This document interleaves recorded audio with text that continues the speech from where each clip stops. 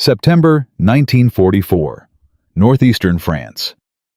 In exactly 47 seconds, 89 German Panther tanks, each weighing 45 tons of hardened steel and carrying enough ammunition to level a city block, would roll into the most devastating ambush in armored warfare history.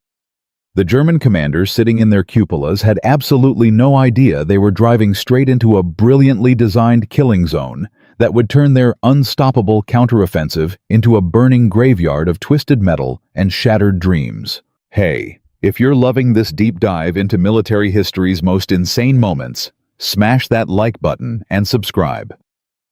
Hit the notification bell so you never miss our next episode, where we uncover the forgotten heroes and shocking tactical genius that changed the course of World War II. Join our community of history enthusiasts, and let's explore these incredible stories together. The German High Command called it Operation Panzerstreik.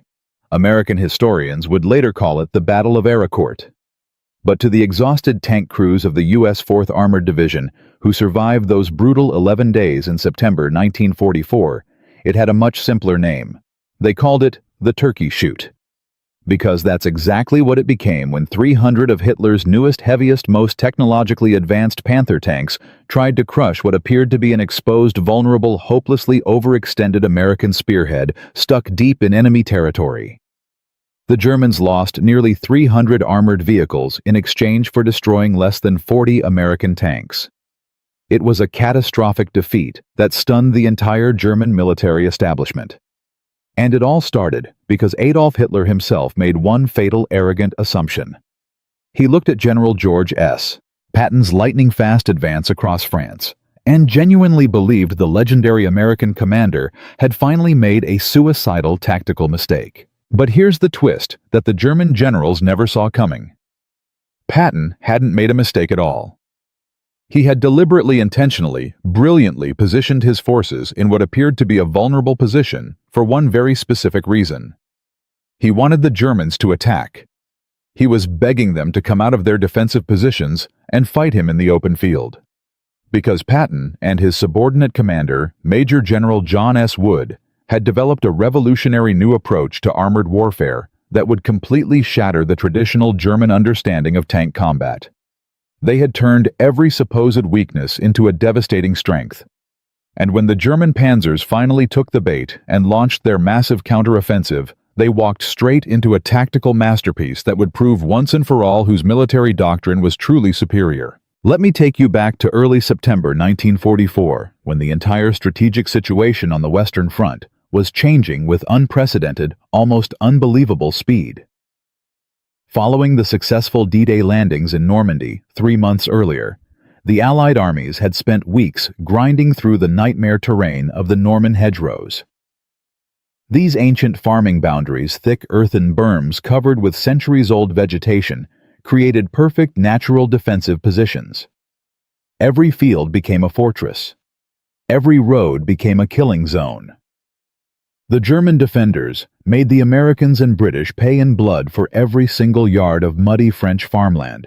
But on July 25th, everything changed. Operation Cobra, a massive American offensive led by General Omar Bradley, finally punched a hole through the German defensive line. And the moment that gap opened, General George S. Patton's newly activated Third Army poured through like water bursting from a shattered dam.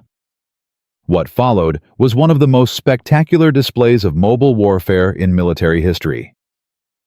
Patton's armored columns didn't just advance.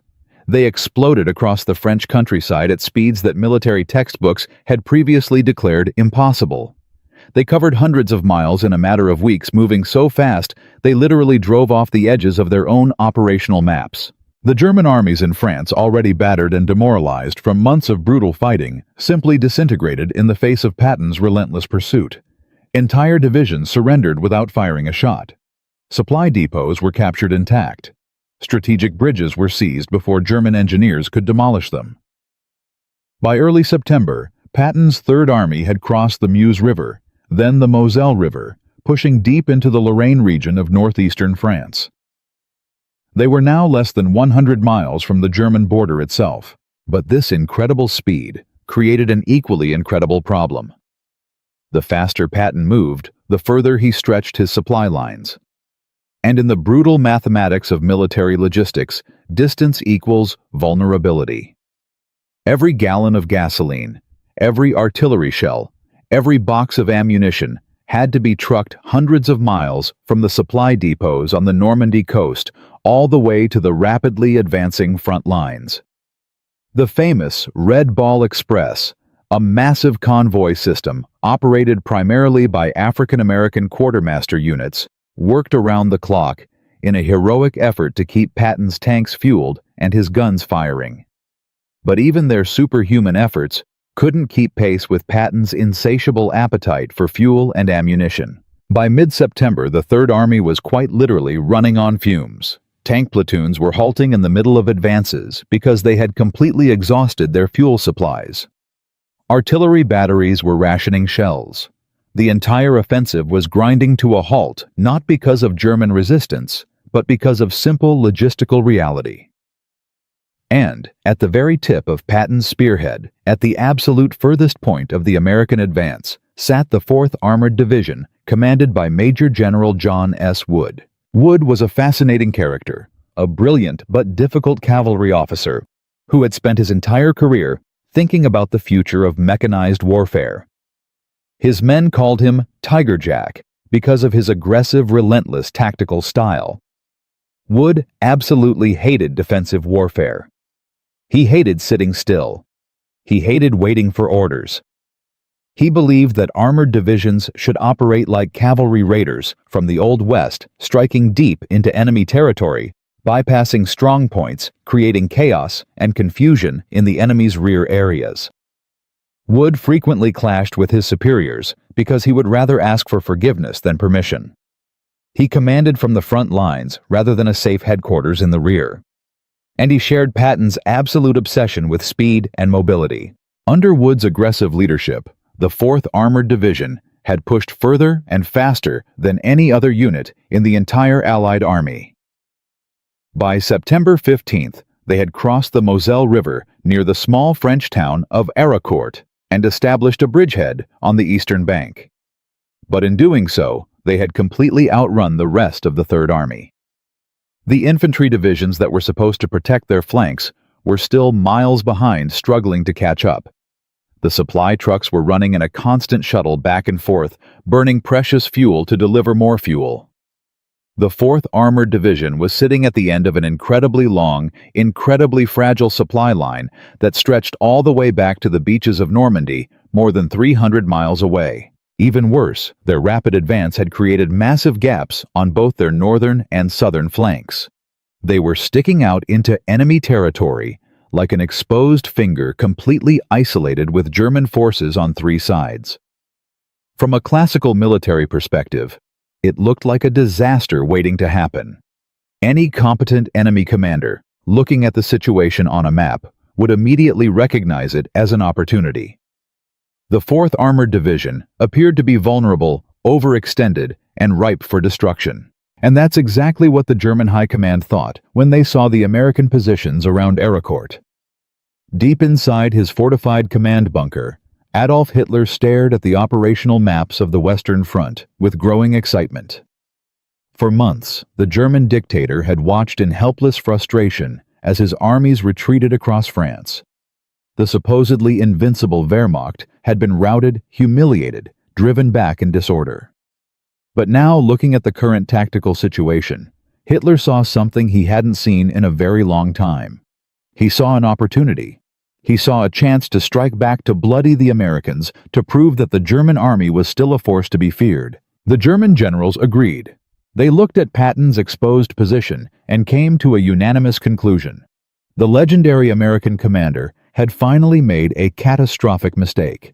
His aggressive, arrogant drive across France had violated every fundamental principle of sound military strategy. He had advanced without properly securing his flanks. He had pushed his armor far beyond the protective support of his infantry. He had wildly overextended his logistics. From the rigid German perspective, Patton had allowed his ego and his famous impatience to blind him to tactical reality. He was walking into a trap of his own making.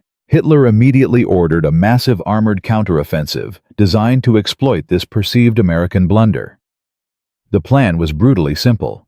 German forces would launch a powerful armored strike directly into the exposed flanks of the 4th Armored Division. They would sever Wood's supply lines, isolate his tanks from the rest of the Third Army, and annihilate the American spearhead in detail. If successful, this counteroffensive would break the momentum of Patton's entire offensive, buying Germany precious time to rebuild its shattered defenses. To guarantee success, Hitler committed some of his best remaining assets in the West. He ordered the deployment of the 5th Panzer Army commanded by General Hasso von Manteuffel, one of Germany's most experienced and capable tank commanders. Manteuffel was a veteran of brutal armored combat on the Eastern Front against the Soviets. He understood mobile warfare. He understood how to coordinate combined arms attacks. He was exactly the kind of professional, competent commander the Germans needed. Under Manteuffel's command were 2 newly formed panzer brigades, the 111th and 113th. These weren't scraped-together formations of old men and boys. These were fresh, fully equipped, highly motivated units. And most importantly, they were heavily equipped with the Panzerkampfwagen 5, universally known as the Panther tank. The Panther was widely considered the finest medium tank of World War II. Its thick, sloped frontal armor was virtually impenetrable to the standard 75mm gun of the American M4 Sherman tank at normal combat ranges. The Panther's high-velocity 75mm gun could destroy a Sherman from over a mile away, long before the American tank could get close enough to return effective fire. The Germans also had one crucial environmental advantage working in their favor. The weather in Lorraine had turned absolutely miserable. Heavy autumn rains had turned the roads to mud and the fields to swamps. Thick morning fog blanketed the entire region, reducing visibility to less than 50 yards. This heavy fog grounded the dreaded American fighter bombers, completely negating the Allied advantage of air superiority. Without aircraft to protect them, the American tanks would have to fight the superior Panthers purely on the ground, armor against armor. On paper, the upcoming battle looked like an absolute disaster for the Americans. The Germans had better tanks. They had the element of surprise. The weather was on their side. They were attacking an isolated, overextended division whose commander had supposedly been blinded by arrogance. German intelligence predicted a quick, decisive victory. They expected to sweep through the morning fog, crush the lighter American tanks, and hand General Patton the most humiliating defeat of his career. But there was one absolutely fundamental flaw in the German assessment. One critical miscalculation that would prove fatal. General George S. Patton and General John S. Wood were not blind amateurs. They weren't ignoring their exposed flanks out of stupidity or arrogance. They knew exactly where they were. They knew exactly how vulnerable their positions looked on a map. They were acutely aware of the massive German armored formations gathering in the forest to the east. And they were absolutely, completely, perfectly prepared for what was coming. Because General Wood didn't view his isolated position at Ericourt as a dangerous trap. He viewed it as the ultimate tactical bait. Wood was a revolutionary thinker in American armored doctrine. He fundamentally rejected the idea that tanks should be used to slowly grind against fortified defensive lines. He believed armor should be employed in fluid, dynamic, highly mobile warfare. And most importantly, he specifically wanted the German panzers to come out of their defensive positions and attack him in the open field, where his highly trained crews could use their superior mechanical reliability, faster coordination, and brilliant tactical flexibility to outmaneuver the heavier, slower German machines. Wood deliberately kept his forces highly dispersed around the town of Ericourt.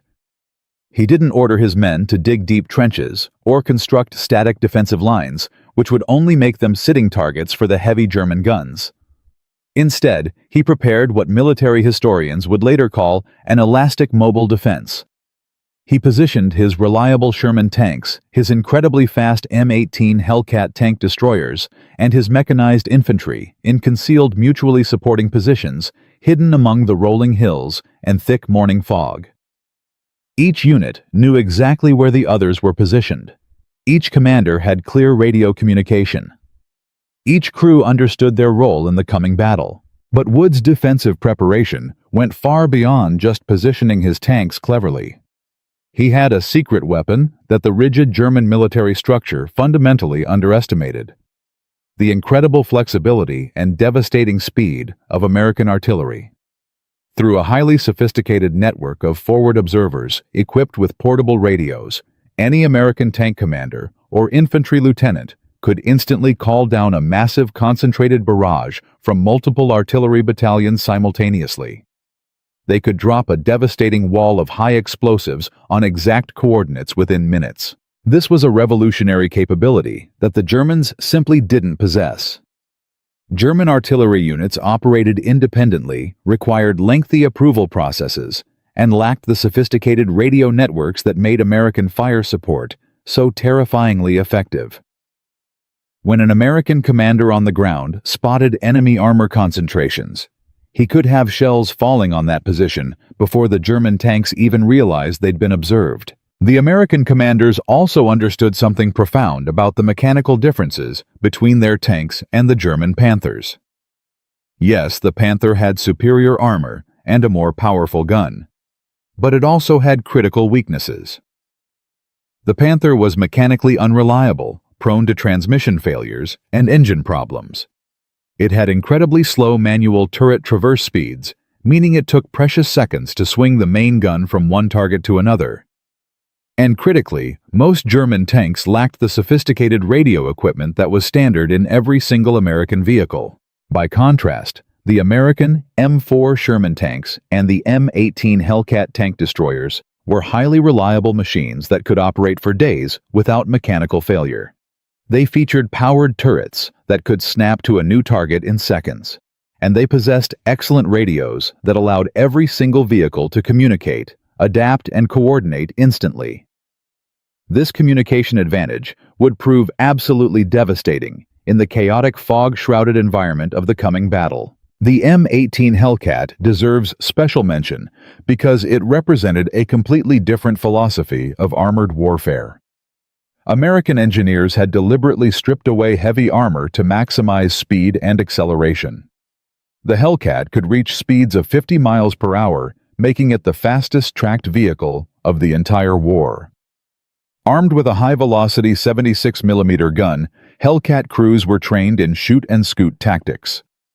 They would race to a concealed flanking position, fire a devastating armor-piercing round directly into the weaker side armor of a German Panther, and accelerate away before the enemy could even identify where the shot came from. This was a radically different approach from the German emphasis on heavy armor and powerful guns.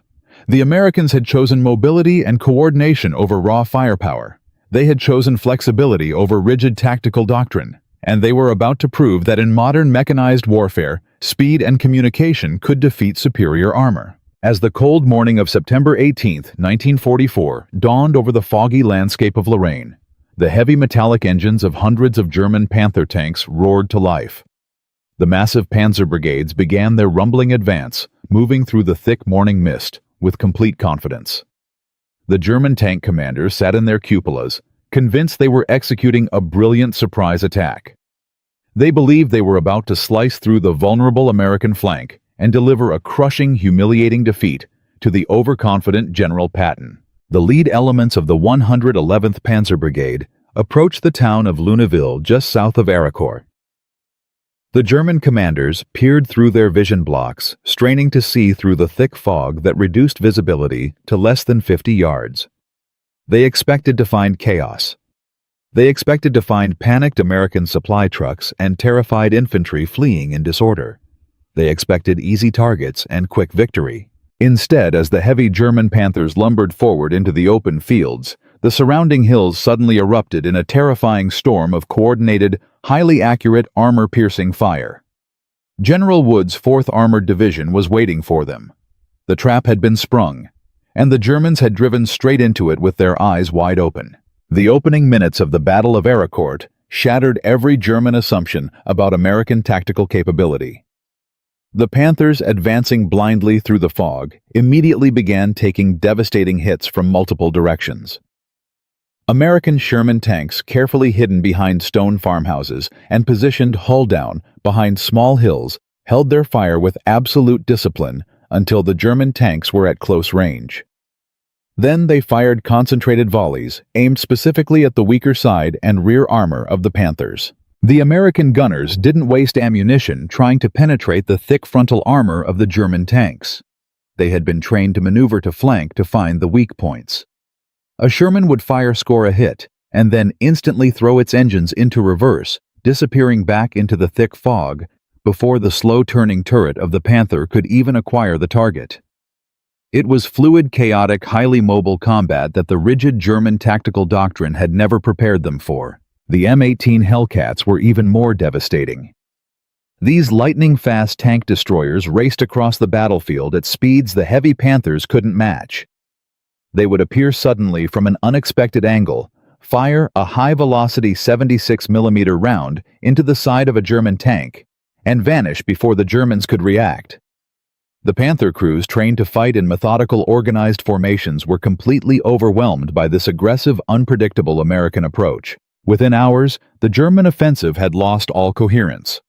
Individual Panther tanks became separated in the fog, blundering blindly into American kill zones. Without effective radio communication between vehicles, German tank commanders had no idea where their supporting units were positioned.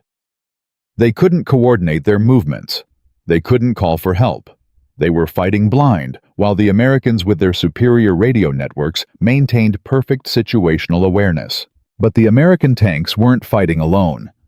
As the fog began to thin slightly in the late morning, American forward observers positioned on the high ground overlooking the valleys finally caught sight of the massive German armored concentrations.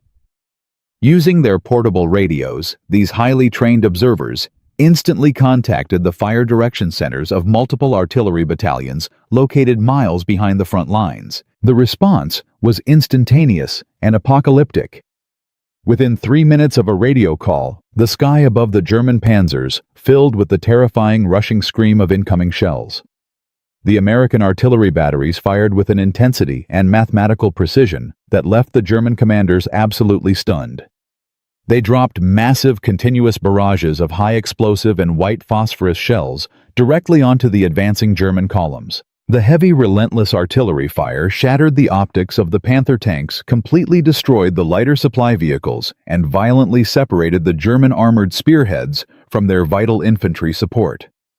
Panther crews found themselves isolated under fire from multiple directions, unable to see their targets, unable to communicate with their command, and unable to escape the killing zone they had driven into. The commander of the German 5th Panzer Army, General Hasso von Manteuffel, listened to the frantic, fragmented radio reports coming from the front line with growing horror. The intelligence assessments he had received from Berlin were entirely catastrophically wrong. The American flank was not an exposed, vulnerable target. It was a highly organized, lethal defensive network. Patton had not made a fatal logistical mistake. He had simply positioned a fully prepared, incredibly dangerous armored fist and dared the Germans to punch it. By the end of the first day of fighting, the 111th Panzer Brigade had been practically shattered. The green fields around Ericourt were littered with burning, smoking remains of dozens of German Panther tanks. The American 4th Armored Division had successfully absorbed the initial massive shock of the German counteroffensive and thrown it back with devastating coordinated force. But the battle was far from over. Deep in his underground bunker, Adolf Hitler refused to accept the reality of the tactical situation. He refused to believe that his fresh, heavily armored panzer brigades were being systematically dismantled by lighter American forces. Driven by desperate, fanatical need for a major victory, Hitler absolutely forbade any retreat. He issued a rigid, inflexible order. The Germans would regroup, absorb their losses, and attack again the very next morning. The German generals on the ground knew it was suicide. They had lost surprise. They had lost momentum. And most terrifyingly, as the sun began to set on September 18th, they looked up at the sky and realized their greatest environmental advantage was vanishing. The thick protective fog that had covered Lorraine was beginning to lift. The forecast for tomorrow called for completely clear open skies. For the American tank crews, those clearing skies meant one thing. The ultimate terrifying power of the United States military was about to arrive. The heavy German Panthers had failed to break through in the fog. Now they would face the full combined might of American armor and air power in broad daylight. And that meant the real slaughter was about to begin. September 19th, 1944. The fog had lifted.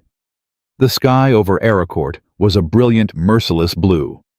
And the German panzer brigades, which had confidently expected to crush the isolated American 4th Armored Division, were about to discover that they had driven into something far worse than a tactical trap.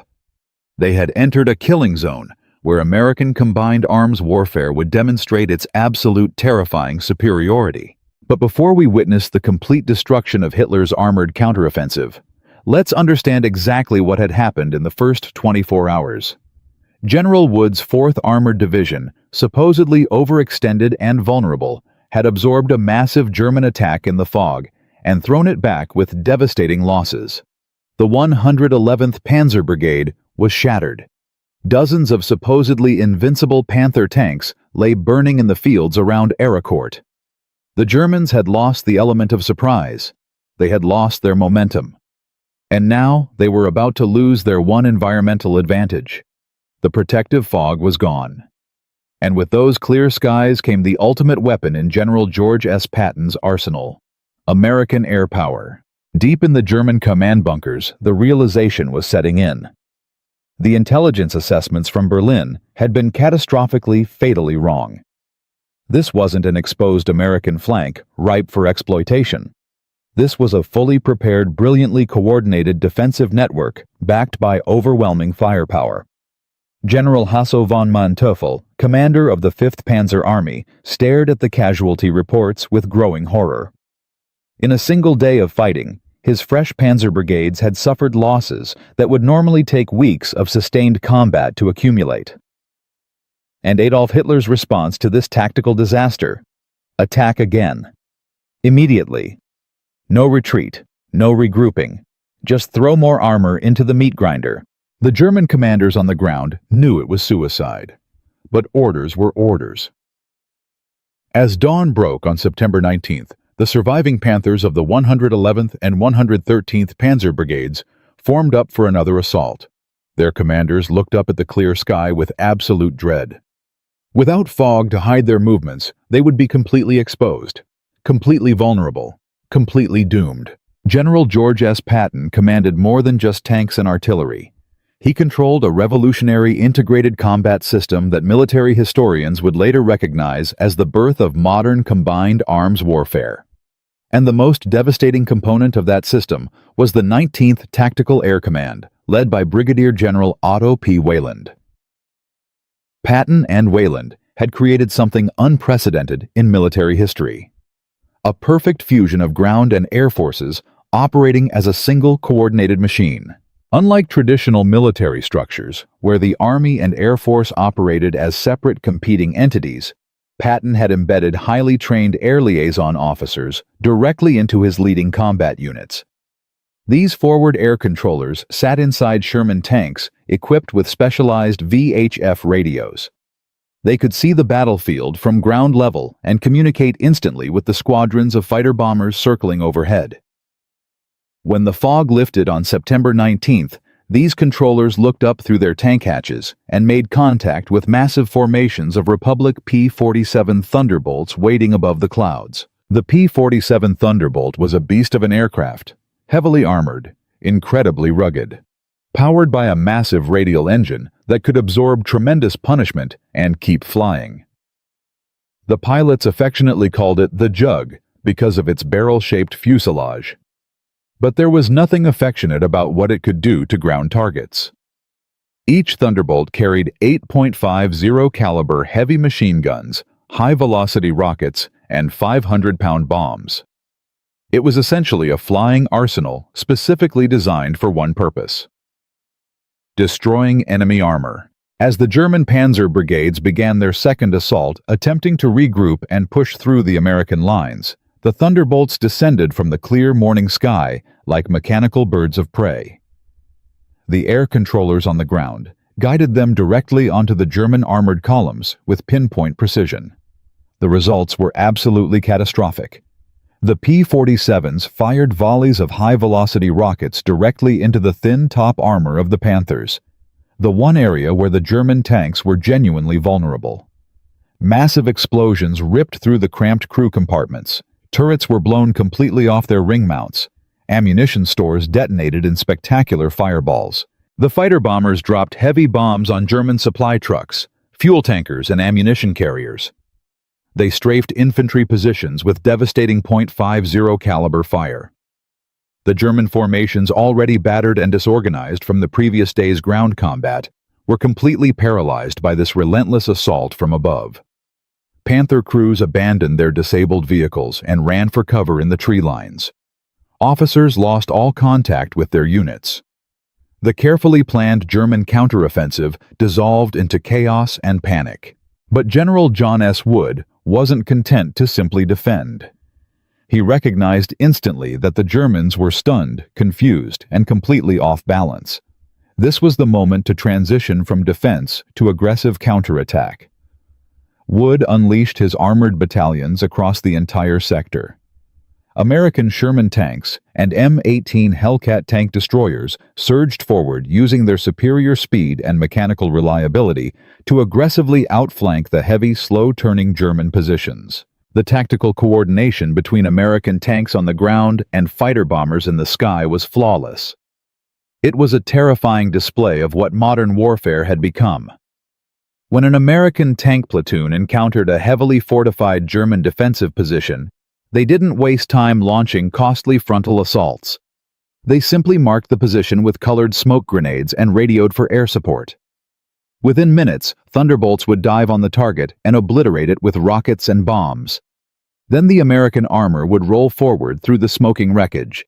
The German 5th Panzer Army, personally designated by Adolf Hitler to deliver a crushing blow to the Americans, was being systematically dismantled. By September 20th, the scale of the disaster was impossible to hide. The 113th Panzer Brigade, which had entered the battle fresh and fully equipped, was effectively destroyed as a fighting force. German tank crews were abandoning their Panthers and retreating on foot. The vaunted German armored offensive had turned into a desperate struggle for survival. But the Americans weren't just winning tactically, they were demonstrating a fundamental revolution in military doctrine. The Germans had built their entire armored warfare philosophy around the superiority of their heavy tanks. The Panther was supposed to be invincible. Its thick armor and powerful gun were supposed to dominate any battlefield. But Patton and Wood had proven that in modern mechanized warfare, mobility and coordination trumped raw firepower. Speed and communication defeated heavy armor. Flexibility overcame rigid doctrine. The M18 Hellcat tank destroyers were the perfect embodiment of this philosophy. Stripped of heavy armor to maximize speed, these vehicles could reach 50 miles per hour and maneuver circles around the ponderous Panthers.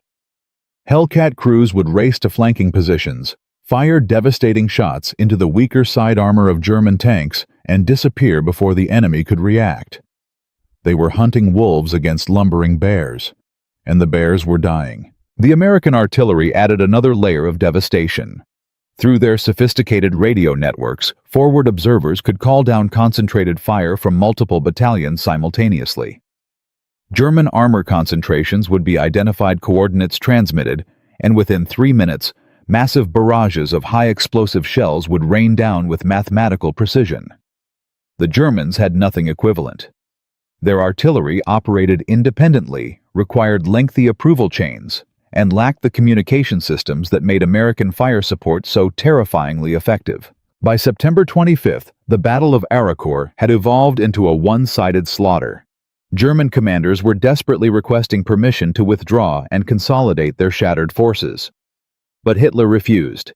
He kept ordering fresh units forward, feeding them piecemeal into the American killing zone.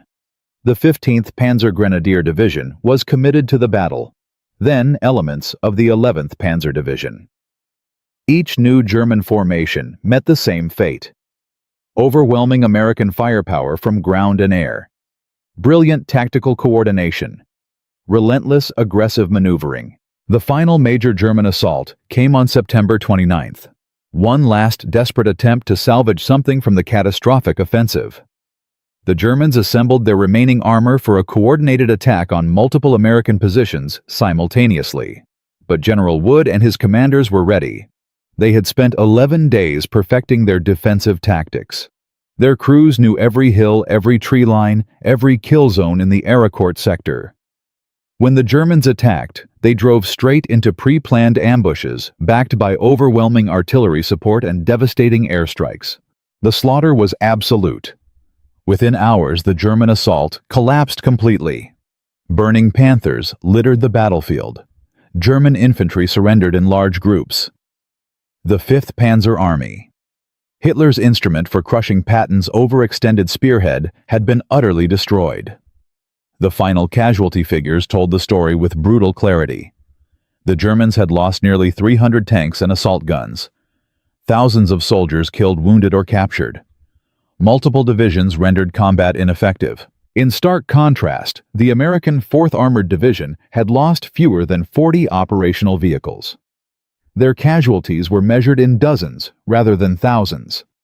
They had fought outnumbered against technologically superior enemy armor and achieved one of the most lopsided victories in the history of armored warfare. The Germans had entered the battle confident in their tactical superiority. They had left it completely shattered. The news of the American victory at Aricourt spread rapidly through both armies. For American forces across Europe, it was an enormous morale boost. The legendary German panzer divisions weren't invincible. They could be outfought, outmaneuvered, and destroyed. For German forces, it was a devastating psychological blow. The carefully maintained myth of Panther superiority was broken. The supposedly amateur Americans had proven themselves masters of modern mechanized warfare. Military analysts on both sides studied the battle intensely. The Germans tried to understand how their fresh armored brigades had been so completely defeated. They examined captured American equipment. They interrogated prisoners. They analyzed after-action reports. And slowly, the terrible truth emerged. The Americans hadn't won through superior equipment. The Sherman was still inferior to the Panther in direct combat. The Americans had won through superior doctrine, superior coordination, and superior integration of combined arms. The Battle of Aricourt proved definitively that World War II armored warfare had evolved beyond the simple equation of tank versus tank. Victory belonged to the force that could best coordinate armor, infantry, artillery, and air power into a seamless killing machine. The Americans had mastered this integration. The Germans, for all their technical prowess and tactical experience, had not. For General George S. Patton, Aricourt vindicated his entire operational philosophy. Speed was not reckless. Aggressive advancement was not foolish overextension. When backed by brilliant subordinate commanders like John S. Wood, supported by overwhelming logistics, and protected by devastating combined arms coordination, rapid mobile warfare was the ultimate form of both offense and defense. Patton had deliberately positioned his forces in what appeared to be a vulnerable position. He had dared the Germans to attack, and when they took the bait, he had destroyed them. The strategic implications were enormous. Hitler's counteroffensive at Aricourt had been designed to halt Patton's advance, buy time to rebuild German defenses, and prove that the Wehrmacht could still deliver decisive victories. Instead, it had accomplished the exact opposite. Germany's precious armored reserves had been wasted in a futile assault. Patton's momentum, briefly slowed by fuel shortages, would soon resume, and the road to the German border lay open. But this story has one final chapter, a chapter about the man who stood at the center of this tactical masterpiece.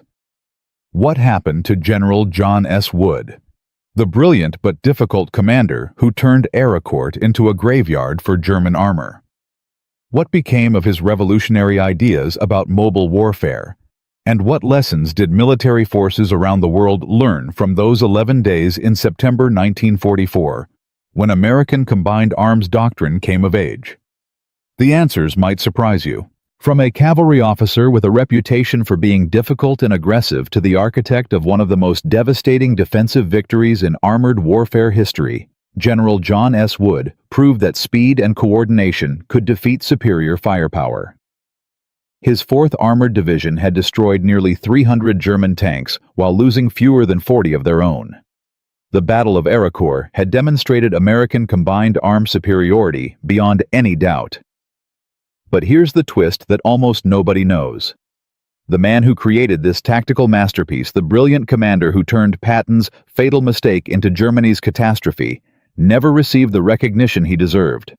And his story after Aricourt reveals something profound about military institutions, innovation, and the price of being right when everyone else is wrong. Because success, as it turns out, sometimes comes with a terrible cost. When the guns finally fell silent over Aricourt on September 29, 1944, General John S. Wood should have been celebrated as one of America's greatest tactical minds. His innovative mobile defense doctrine had just shattered Hitler's armored counteroffensive. His brilliant integration of tanks, tank destroyers, artillery, and air power had created a killing zone so effective that German commanders were literally refusing to send more units into it. Military analysts on both sides recognized Aricourt as a watershed moment in armored warfare. This should have been Wood's triumph. But Tiger Jack Wood was a difficult man. He argued constantly with his superiors. He ignored orders he considered stupid. He commanded from the front lines instead of safe headquarters in the rear. He believed that armored divisions should operate as independent raiding forces, striking deep into enemy territory, without waiting for infantry support. And these beliefs put him in direct conflict with more conservative American commanders who favored cautious, methodical advances. Just weeks after his stunning victory at Aricourt, Wood clashed with his corps commander over tactics during the approach to the German border. Wood wanted to continue his aggressive mobile operations. His superiors wanted him to slow down and consolidate.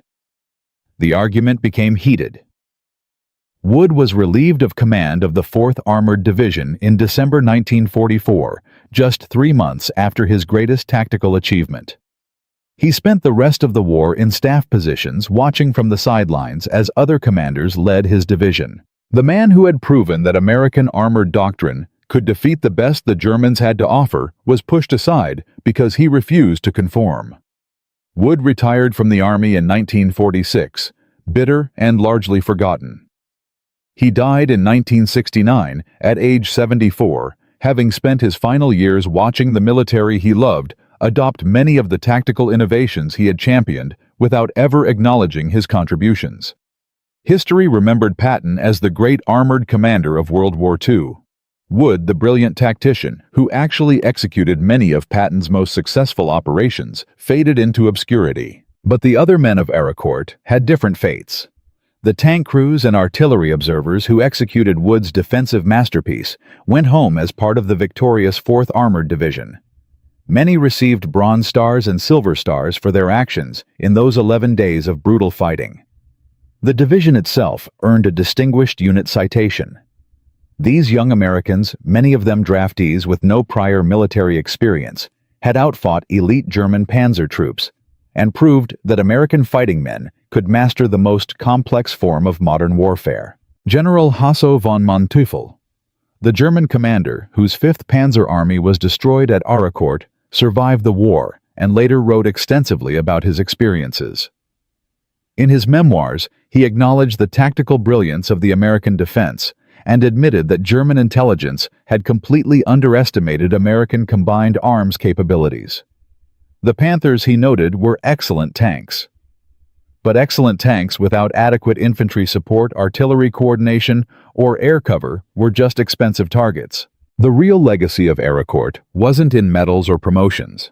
It was in the fundamental transformation of how military forces understood armored warfare. The tactical innovations demonstrated at Aricourt became the foundation of modern combined arms doctrine.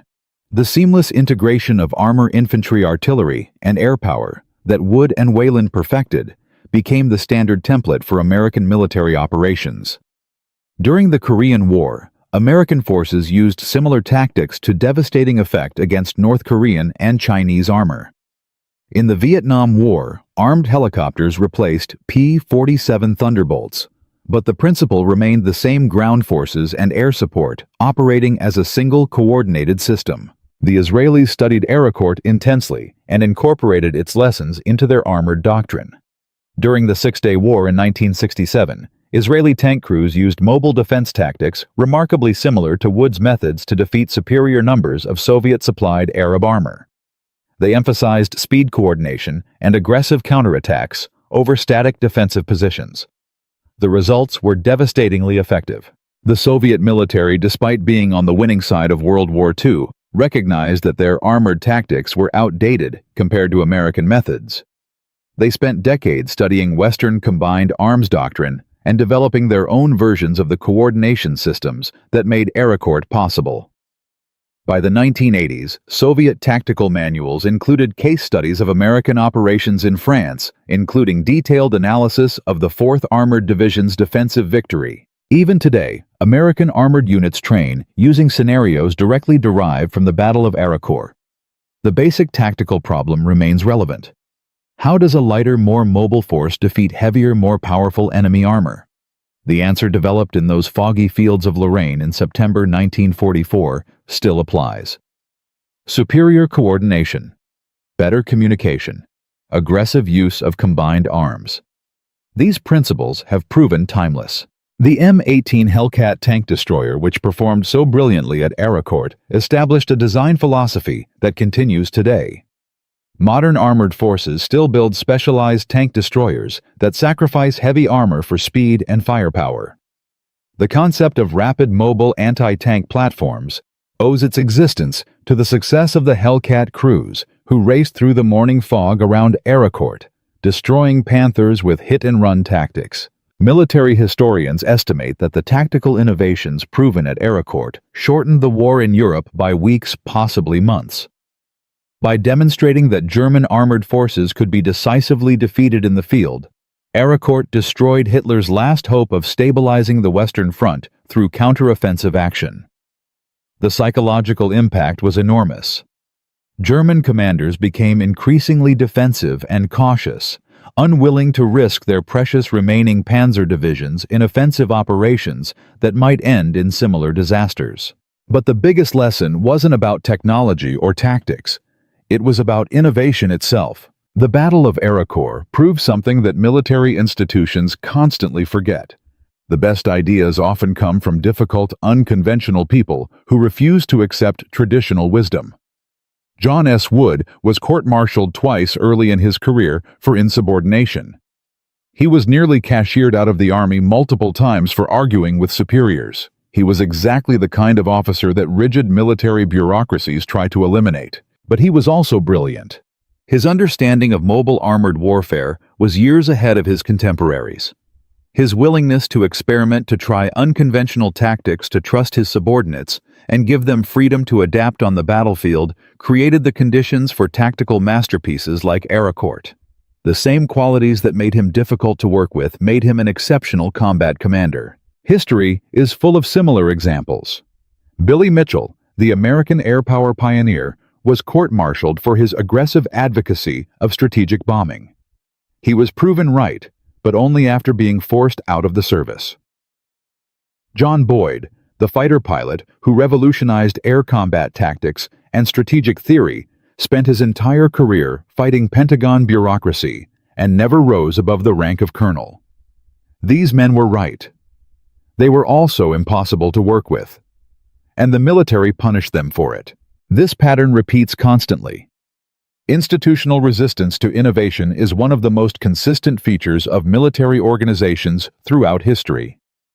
The French developed excellent tank designs in the 1930s, but had terrible doctrine for employing them.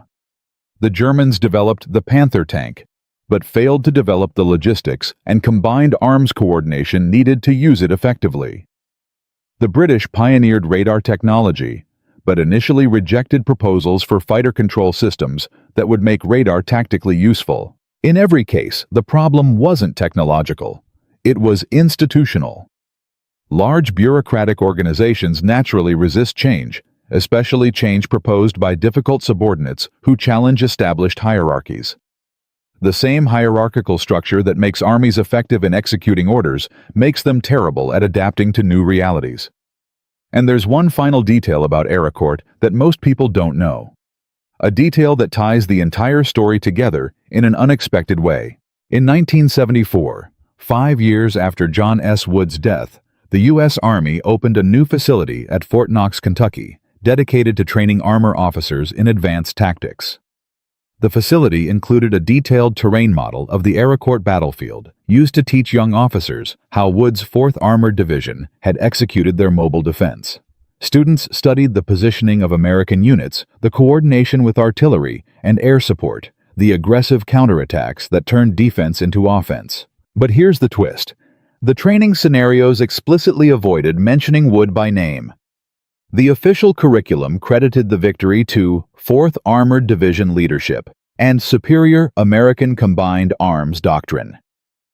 The difficult, argumentative cavalry officer, who actually designed and executed the entire operation, was written out of his own triumph. The Army was happy to learn from his tactics. They just didn't want to acknowledge the man. It wasn't until the 1990s, when military historians began publishing detailed studies of the Lorraine campaign, that Wood's central role in the Aracourt victory became widely known. Declassified German documents revealed that Manteuffel and other panzer commanders specifically identified the American general at Aracourt as having demonstrated exceptional tactical skill.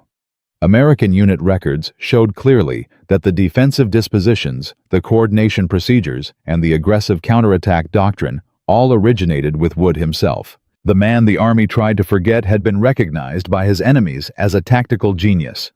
There's a certain poetry in that. From a difficult cavalry officer with ideas about mobile warfare that his superiors considered reckless, to the architect of one of the most lopsided armored victories in military history. John S. Wood proved that innovation often comes from the people institutions least want to listen to. His 4th Armored Division destroyed 300 German tanks while losing 40. They shattered Hitler's last major armored offensive in the West. They demonstrated that American combined arms doctrine could defeat the best the Wehrmacht had to offer. And they established tactical principles that military forces worldwide still use today. All because one stubborn commander refused to fight the war the way the textbooks said it should be fought. Wood understood that in modern mechanized warfare, speed and coordination were more valuable than heavy armor. He understood that mobility was the ultimate form of defense. He understood that giving junior officers freedom to adapt created better outcomes than rigid adherence to plans. The Army relieved him of command for these beliefs. History proved him right. The real tragedy isn't that Wood died unrecognized. It's that military institutions continue making the same mistake. They continue punishing the difficult innovators, the argumentative subordinates, the unconventional thinkers, who see what needs to change before everyone else does. They continue choosing comfortable mediocrity over uncomfortable excellence. But every once in a while, someone like John S. Wood gets the opportunity to prove what they can do. And when that happens, the results change history. That's the power of refusing to accept that things have to be done the way they've always been done. That's what happens when talent and opportunity align even briefly, even over the objections of bureaucrats and traditionalists. Aracourt proved that the supposed fatal mistake was actually brilliant strategy, that the overextended position was actually perfect bait, that the difficult officer everyone wanted to silence was actually the tactical genius the Army needed. Sometimes the people who seem most wrong are actually most right. Sometimes the ideas that seem most crazy are actually most necessary. And sometimes, just sometimes, those ideas get their moment to shine before the institution crushes the person who had them. That's the real lesson of those 11 days in September 1944, when American combined arms warfare came of age in the foggy fields of Lorraine. Innovation requires courage, excellence requires the freedom to fail, and changing the world requires refusing to accept that the world can't be changed.